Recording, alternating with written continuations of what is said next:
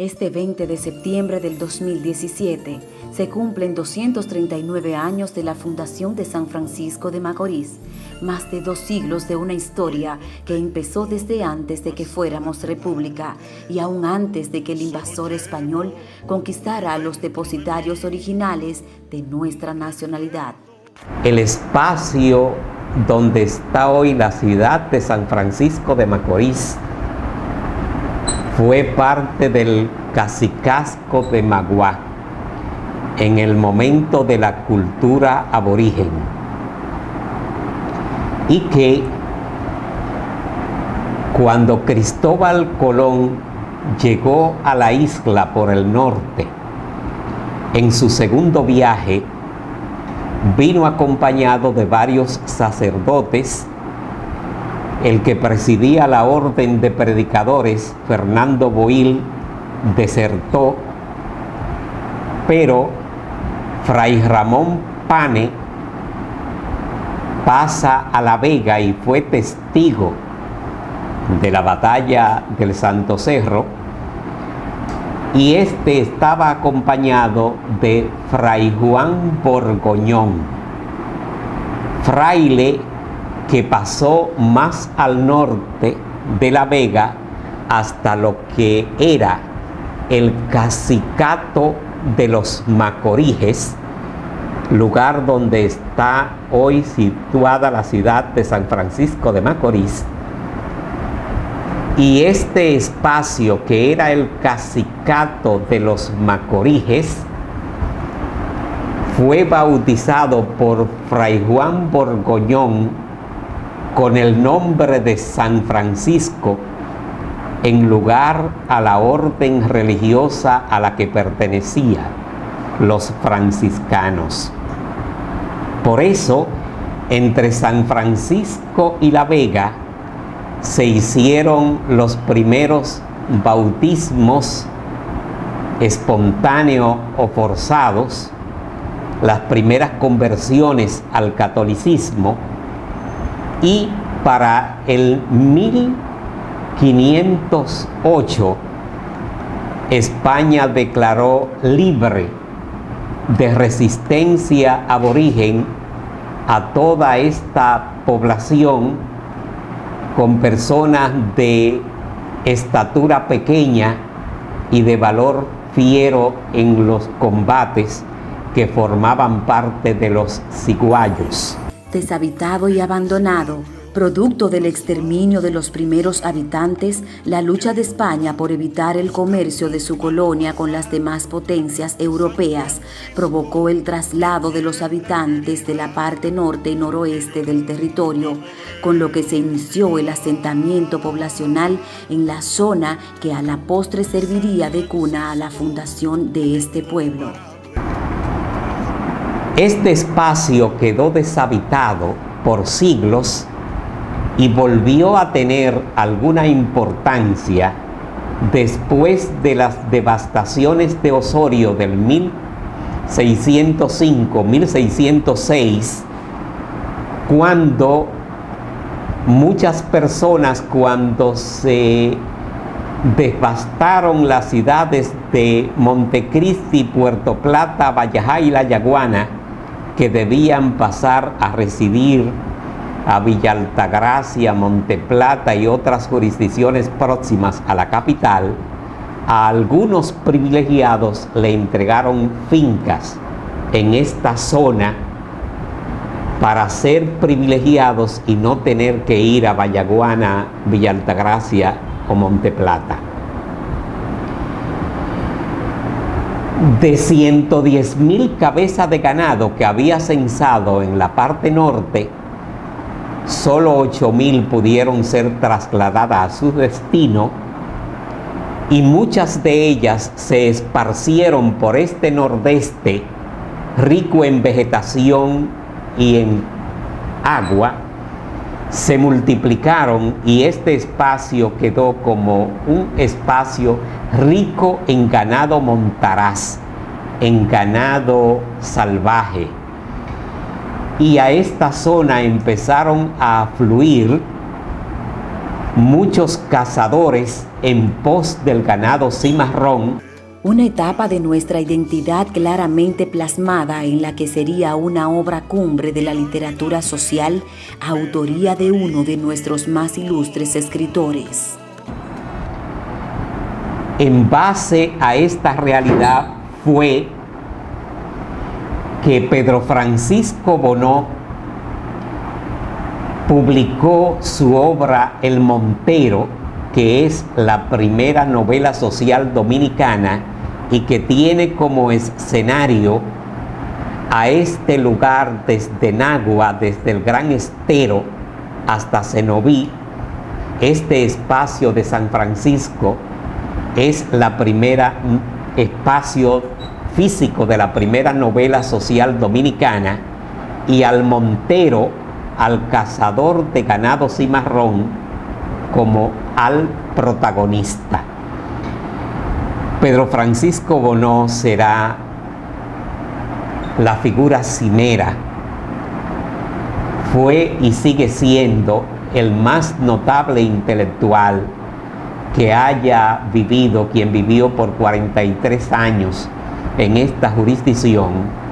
Y la novela El Montero que escribió sirvió de fundamento para el inicio de la sociología dominicana. Por eso Pedro Francisco Bonó se conoce como el creador de la sociología dominicana y de la narrativa realista. Siglos después, y ya dividida la Hispaniola en dos colonias, cada una propiedad de dos invasores europeos, la parte española de la isla se ve desbordada en número por la parte francesa, lo que obligó a un esfuerzo de equilibrio poblacional con la fundación de varias ciudades. Desde este punto de vista, cabe señalar que posteriormente a la caza de ganado cimarrón se dio el desarrollo de la agricultura, el desarrollo de la ganadería, el desarrollo del comercio, pero ocurre que en el siglo XVIII, el siglo del despotismo ilustrado, la desproporción que existía entre los habitantes de la colonia francesa de Haití y la parte española era que la colonia de Haití o de Francia tenía unos 500.000 habitantes y el Santo Domingo español solo 50. En el siglo XVIII, en la época de Carlos III, se decidió fortalecer la población de la parte española para que la población sirviese de murallas humanas para detener el avance de la colonia francesa. Y es por eso que en el siglo XVIII se establece, se funda Samaná, se restablece Puerto Plata, Montecristi, San Juan, se funda Neiva, Moca, y entre otras cosas se eleva a categoría de ciudad el Rincón de Santa Ana de San Francisco de Macorís, que el 20 de septiembre del 1778 fue elevado a categoría de ciudad. Pero ¿cómo llegamos a ser lo que somos? ¿Qué tan largo y difícil ha sido la transición desde la economía basada en el ganado silvestre y la agricultura incipiente al actual San Francisco de Macorís, convertido en una de las ciudades más pujantes y de más marcado desarrollo en el país? La respuesta no es simple ni unicausal. Son diversos sectores económicos y sociales convergiendo para hacer grande lo que empezó en el monte y pasó a metrópoli, como por ejemplo el comercio, receptor actualmente de la mayor cantidad de generación de empleos en el Macorís del Jaya. Aquí el comercio era de familias. Por ejemplo, estaba la familia Risset, la familia Yavale, la familia Ramia, la familia Bonó, la familia Ortega, también la familia de lo de farmacia, que eran una familia, la dueña de la farmacia San Pedro. En fin, eran negocios de familia. Los Muné también eran otra familia. Ese comercio de familia creó ramas y entonces los miembros de esa familia siguieron multiplicando el comercio. Como en los inicios, nuevos conquistadores extranjeros llegaron a la zona, pero esta vez no para saquear, sino para desarrollar actividades comerciales en pos del crecimiento de San Francisco.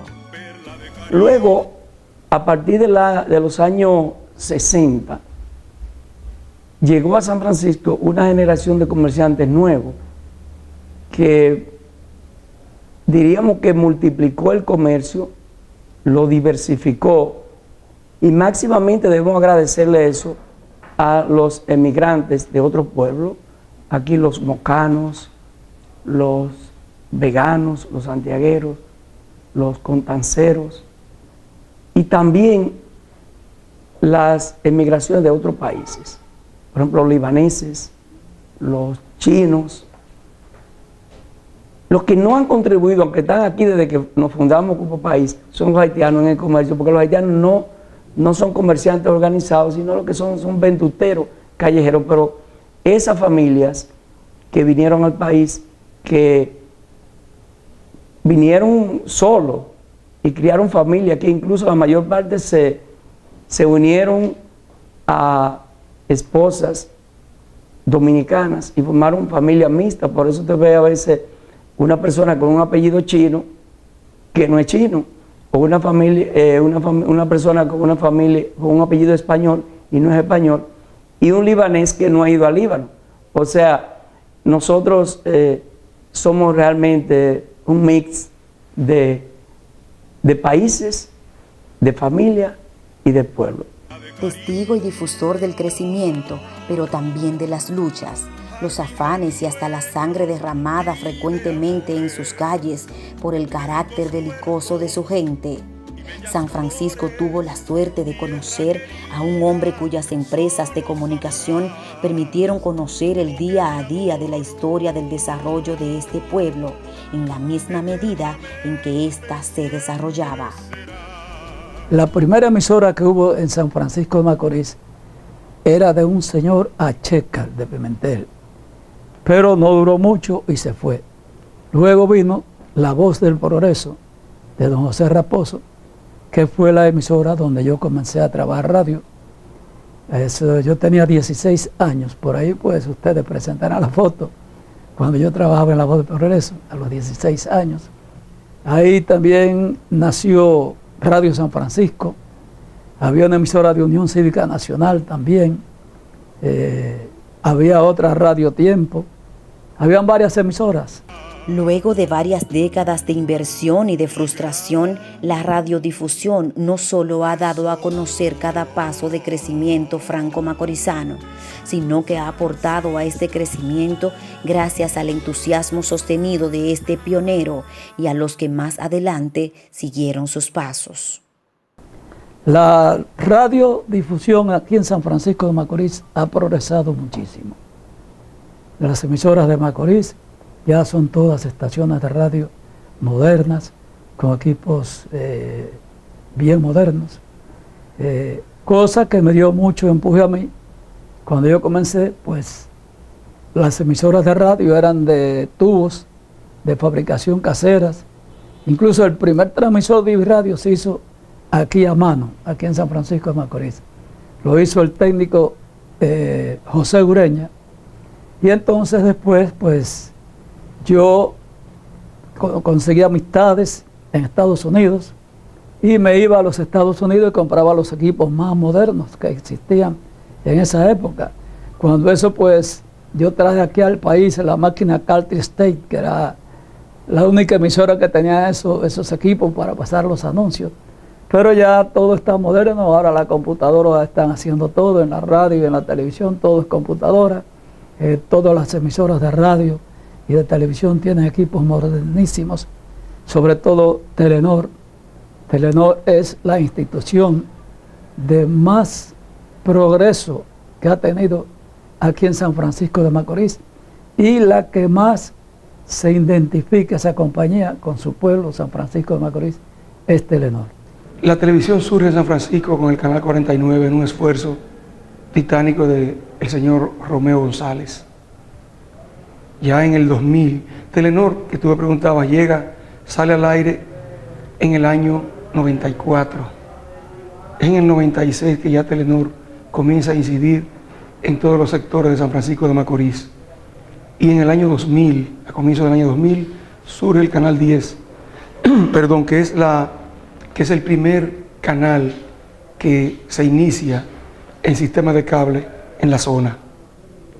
En el año 2001, si no recuerdo mal, en abril, surge el Canal 8, que fue el segundo, que comenzó siendo un canal de eventos. Y en el año 2002, el Canal 12.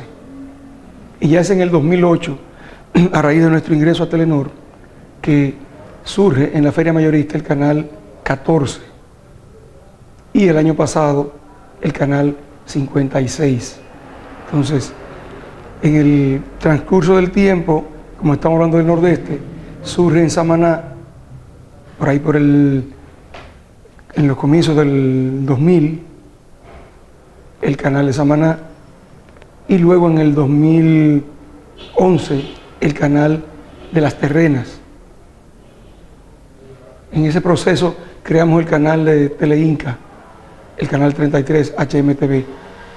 Y son esos canales los que han hecho que la televisión en San Francisco, fundamentalmente los canales de Telenor en San Francisco de Macorís, haya tenido una trascendencia que se ha notado en los diferentes eventos que han acontecido aquí. Telenor, tal como lo expresara Machacho González, se convierte en el tiempo en una marca ciudad, con casi una docena de canales diseminados en toda la geografía de la región nordeste, a donde llegan al mismo tiempo sus servicios de telecable, y haciendo de San Francisco de Macorís una referencia en cuanto al crecimiento e innovación en la televisión. No soy muy dado a las comparaciones, porque cada espacio, cada pueblo tiene su realidad y tiene sus productos. Pero yo pienso que en el Nordeste y en San Francisco de Macorís de manera particular, hacemos una televisión que no tiene que envidiar a la televisión nacional. Mucha gente habla de la cualquierización de la televisión, y eso no es más que una forma clasista, estrecha, de ver el desarrollo de los pueblos. Si dijéramos eso con las universidades, entonces habríamos de cualquierizar las universidades. Sin embargo, los pueblos se miden en términos de desarrollo por una serie de condiciones de infraestructura que poseen. Tener universidad, tener medios de comunicación, televisión, radio, prensa digital, prensa escrita. Entonces, San Francisco tiene televisión, 6 canales, tiene 2 universidades, tiene el periódico El Jaya como prensa escrita, páginas, la de Telenor, Franco Macorizano, un viaje de páginas. Entonces, te dice eso, que San Francisco tiene un estadio de desarrollo que no tienen otros pueblos del país. Entonces, siendo así, tiene que haber mucho más calidad, pero también muchos programas que no tengan calidad, porque tenemos de todo. Entonces la gente te quiere decir, no es que la televisión se ha cualquierizado, queremos ir al espacio en que solamente estaba el show de mediodía, con Colorvisión y 2 canales más. Hoy no es posible eso, porque en cada pueblo hay un sistema de cable que tiene un canal de televisión. San Francisco de Macorís también tiene su voz escrita, una prensa liderada por un fajador que, combinando el respeto estricto por la ética y el fino olfato empresarial, ha institucionalizado un periódico que tomó el nombre de nuestro emblemático río y lo hizo pueblo, el periódico El Jaya. Su director, Adriano Cruz, esboza brevemente esta parte de la historia franco-macorizana. Fíjate, en 1885, Luis Castillo, poeta Luis Castillo, se le ocurre producir un periódico llamado El Macorizano. Era como un boletín, ¿verdad? Presencia humilde, de escasa circulación, pero entenderás que para entonces esto era un naciente villorrio. Villorrio quiere decir una comarca de casas humildes como las que vemos hoy en los campos, ¿verdad? Y creo que constituyó un hito que el poeta Luis Castillo, produjera este periódico que no tuvo larga duración, pero periódico al fin tuvo frecuencia mensuaria. Era en mimeógrafo, porque para entonces no había posibilidad de hacerlo en otra forma. Enfrentados a la realidad de una comunicación cada vez más tecnológica, la prensa escrita ha sido objeto de decenas de ensayos, a la mayoría de los cuales han sucumbido al tiempo y a la transformación de la comunicación. Aquí en San Francisco de Macorís, retomando, han habido 54 proyectos de periódicos. Vale decir, esto incluye desde hoja suelta, ¿ves? Periódicos ya con cuerpo de 4 páginas, 8 páginas, etc. Y la lista es bastante amplia, como te digo. Pero ha sido el periódico El Jaya el que se ha mantenido por más tiempo, convirtiéndose en toda una institución y en una publicación propia de nuestra identidad como pueblo. Si puedo hablar de prensa escrita actual, lo haría sin ninguna modestia del periódico El Jaya, que tiene una misión y una característica no solo informativa, sino propositiva. En El Jaya siempre estamos proponiendo formas de enfrentar problemas, de solucionar necesidades. El Jaya no solo dice esto está mal, sino que propone cómo hacerlas mejor. Es decir, por convicción queremos hacer del Jaya un medio que contribuya a hacer comunicación para el desarrollo. Entonces, estamos siempre contribuyendo a formar lo que es la agenda de desarrollo con las propuestas y señalamos necesidades para que sobre ellas se actúe y se mejoren las cosas.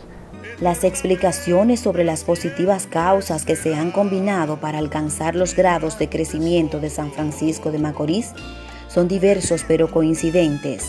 Cada uno de estos hombres, impulsores en sus respectivas áreas de este crecimiento, comparten sus reflexiones al respecto. Esa es una característica, a nuestro humilde parecer, de la historia de San Francisco de Macorís. San Francisco ha tenido un desarrollo acelerado, dinámico. Pienso que en gran medida el carácter creativo desde sus primeros habitantes, la fortaleza de su flora, de su suelo, la equidistancia con otras muchas poblaciones del entorno y características particulares de sus habitantes han determinado ese desarrollo evolutivo dinámico, pero también tenemos otros valores que se distinguen en la historia: dignidad patriótica. Es una característica sine qua non de este pueblo, al estar presente en todos los episodios nacionales, al lado de la vanguardia, de lo positivo, de lo revolucionario, de lo nuevo.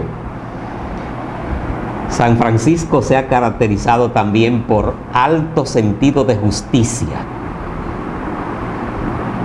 de laboriosidad, y parte de lo que vemos de sus aportes materiales son testimonio tangible de esa realidad.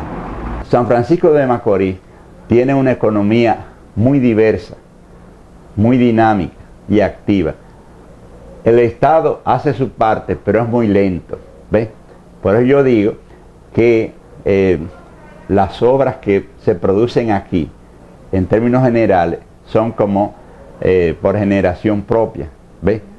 Que llegan por gravedad u opera un milagro. ¿Por qué? Porque el Estado no prioriza. Aquí hace muchísimos años no se invierte en obras visibles que puedan contribuir a soluciones. Sin embargo, la dinámica económica va desde lo que es ya la economía del cariño, como son las remesas. Muchísimos macorizanos envían recursos a sus familiares acá. Eso que se llama economía del cariño se integra en lo que es la dinámica constructiva, el comercio, etc. Pero ocurre también que Macorís en un año, por la diversidad y fertilidad de sus tierras, permite que se obtengan varias cosechas. ¿Ves? Que el cacao, que el arroz, que la ganadería y los productos agrícolas menores, plátano, yuca, etc. ¿Ves? Todo esto se integra a una economía bien mixta, diferente a lo que es la economía zafrera o estacional, que es muy propia de las comunidades donde solo existe, digamos, plantaciones de caña. Los baches de este desarrollo, sin embargo, no pueden ocultarse.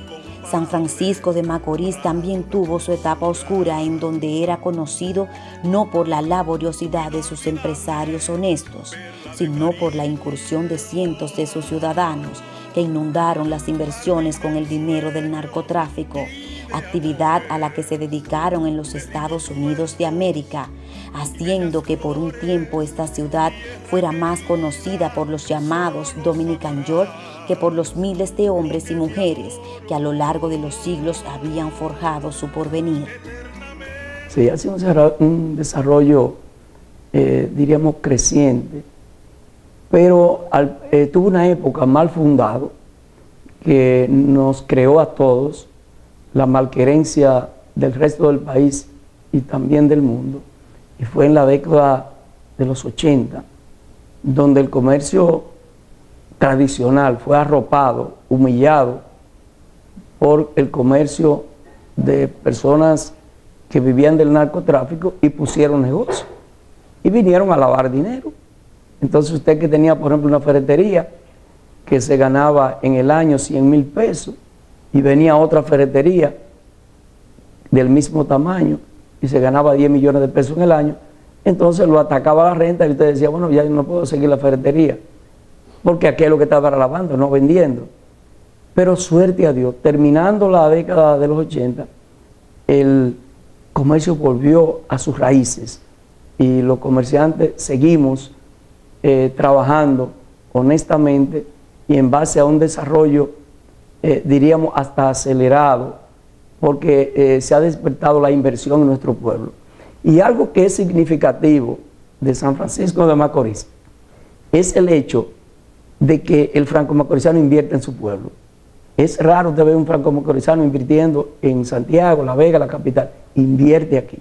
Prueba de ello es que, por ejemplo, en el área deportiva hay una gran familia de aquí de San Francisco, como son los Risset, que han invertido en los deportes, que todo el mundo sabe que no es rentable, los deportes como inversión no es rentable, pero han invertido aquí. Pero aquí la mayor parte de la gente invierte aquí, por eso usted ve grandes urbanizaciones aquí.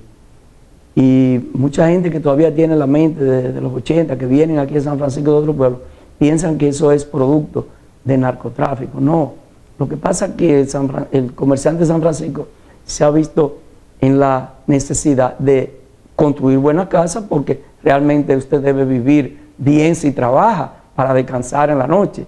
Y entonces eso ha creado las grandes urbanizaciones. La educación en sus diferentes niveles también ha impactado de manera puntual en San Francisco de Macorís, ampliando la oferta de centros públicos y privados y diversificando las áreas del conocimiento. Para hablar del desarrollo de la educación en San Francisco de Macorís, lo primero que habría que remontarse a sus inicios y establecer que la educación en San Francisco de Macorís ha sido el producto de todo un proceso evolutivo desde las primeras escuelitas particulares que se establecieron en esta ciudad y municipio, pasando por una época en que la educación era solo pública y durante muchos años inclusive gran parte de la educación básica urbana presentaba una separación entre hembras y varones, y teníamos la escuela de hembra y teníamos la escuela de varones, que anteriormente habían sido llamadas Escuela San Salvador y Escuela Costa Rica. Nos referimos hoy a la Escuela Manuel María Castillo, que era de varones, y la Escuela Padre Brea, que era de hembra. En el caso de la educación superior, nosotros conocimos educación superior a partir de el 27 de febrero de 1970 como institución, ¿verdad? Que fue el establecimiento del Centro Universitario Regional del Nordeste, CURNE, hoy recinto UAS San Francisco, y que ha hecho un aporte extraordinario en términos no solo de la formación de bachilleres en servicio, como lo hizo en su primera etapa, sino de profesionales y de entes, activistas culturales que han recorrido y existen en cada uno de los rincones de nuestra región y facilitan que personas, hijos de trabajadores, de campesinos, de gente sin ninguna posibilidades materiales para muchas veces financiar el proceso de formación de un profesional, hayan tenido la oportunidad de hacerse maestros, contables, abogados, ahora médicos, ya hay varios egresados, profesores de educación física que también comienzan a egresar. Es decir, hay todo un proceso de formación que es importante. Y orgullosos de nuestro pasado, vivimos el presente escalando peldaños de futuro, reconociendo nuestras debilidades y admitiendo los errores que en 239 años se suponen numerosos. Los retos se revelan fuertes. Debe ser nuestra visión cohesionarnos en pos de objetivos claros y definidos, sin dispersiones ni artificiales divisiones. Un pueblo que dentro de su rica diversidad se una en una sola consigna y norte. Seguir construyendo el progreso en el orden material y espiritual para hacernos más grandes, pero sobre todo más dignos. Feliz aniversario Macorís del Jaya. San Francisco, incomparable prado de dulzura, inolvidable perla de cariño, jardín de ensueños y de amores, de ricos huertos y bellas flores, tierra querida, solo sabrás lo que te adoro. Eternamente siempre será